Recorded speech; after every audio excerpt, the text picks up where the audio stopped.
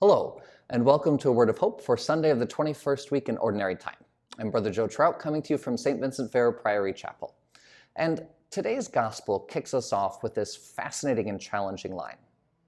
Who can accept this? These sayings are hard. Who can accept this? Catholicism is full of a lot of really hard teachings, right? This claim that the Eucharist truly is the body and blood of Christ, that there is life after death, that in fact we can all be united in God. And, it doesn't take a whole lot of pondering to step back and even just look at the church today and the way we fight within the church to say, can we really all be united as one in God? Is that really possible? It does seem to contradict a lot of our experience of this world, and the experiences of suffering make us really wonder about the goodness of God.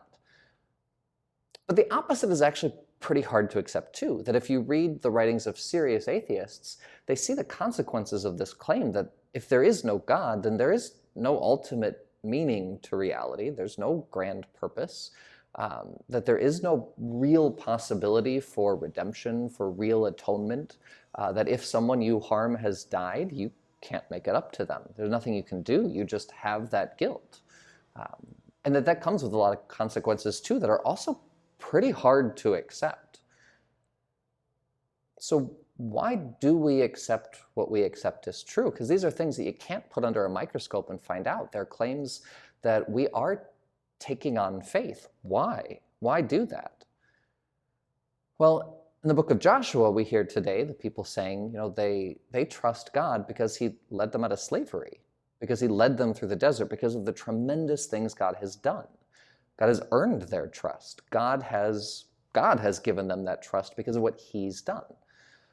And Jesus points at that same truth, that his disciples have come to trust him because the Father has drawn them. He's brought them to this faith, that through his miraculous deeds, through the testimony of his life, God has built up their faith.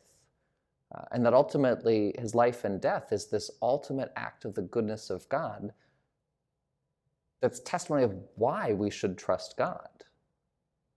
And so I ask you to ponder today, kind of look back through human history, through your own life, through your own experiences.